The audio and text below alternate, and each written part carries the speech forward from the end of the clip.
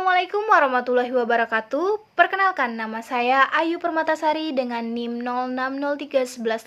06031182328055 dari Fakultas Keguruan dan Ilmu Pendidikan Program Studi Pendidikan Ekonomi Universitas Sriwijaya.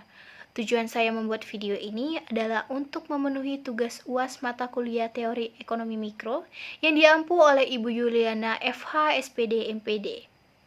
Di sini saya akan membahas tentang berita yang mengaitkan materi saya, yaitu tentang teori keseimbangan harga dan penggunaan input yang ada di Indonesia. Mari kita simak videonya.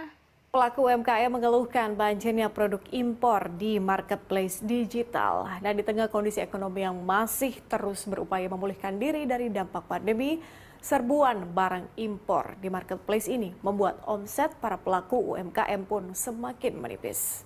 Nah, dari video tersebut yang membahas tentang persaingan harga dengan produk impor bagi UMKM yang ada di Indonesia, dapat kita analisis dampak yang dialami oleh UMKM yang ada di Indonesia. Yang pertama itu ada penurunan penjualan. UMKM seringkali mengalami penurunan penjualan karena konsumen lebih tertarik pada produk impor yang dianggap memiliki kualitas lebih baik atau harga yang lebih murah. Yang kedua, itu ada penurunan harga margin keuntungan.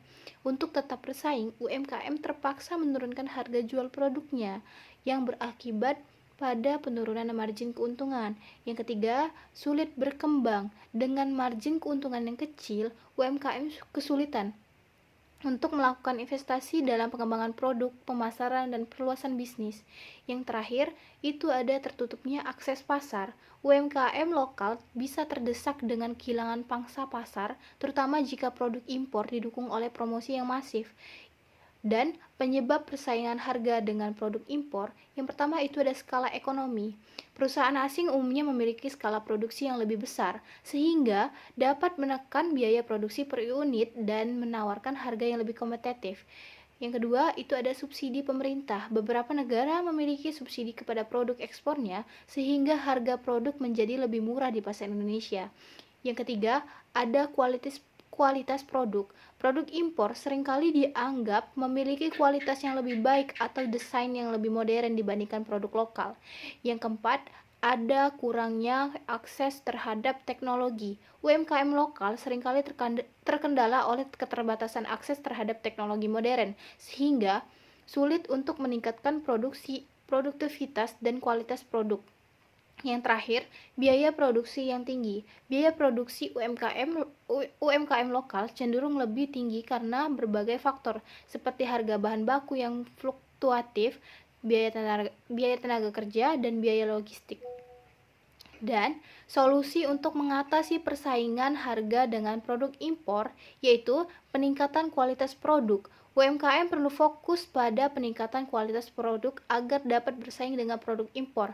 Hal ini dapat dilakukan melalui pelatihan, sertifikasi, dan penggunaan teknologi yang lebih baik. Yang kedua, diversifikasi produk. UMKM dapat mengembangkan produk-produk baru yang unik dan memiliki nilai tambah, sehingga sulit untuk ditiru oleh produk impor. Yang ketiga, penguatan branding. UMKM perlu membangun merek yang kuat agar konsumen lebih loyal terhadap produk lokal. Yang keempat, ada kemitraan. UMKM dapat menjalin kemitraan dengan usaha yang lebih besar untuk mendapatkan akses ke sumber daya, teknologi, dan pasar yang lebih luas. Yang kelima, ada dukungan pemerintah. Pemerintah perlu memberikan dukungan kepada UMKM melalui kebijakan yang mendukung pengembangan industri dalam negeri, seperti pemberian insentif pajak, fasilitas akses kredit, dan perlindungan terhadap produk lokal. Yang terakhir, itu ada pengembangan UMKM berbasis komunitas. Membangun komunitas UMKM untuk saling berbagi pengetahuan, teknologi, dan akses pasar. Nah, mungkin itu saja yang bisa saya sampaikan. Lebih dan kurangnya saya minta maaf. Saya akhiri. Wassalamualaikum warahmatullahi wabarakatuh. Sampai jumpa di lain waktu. Dadah!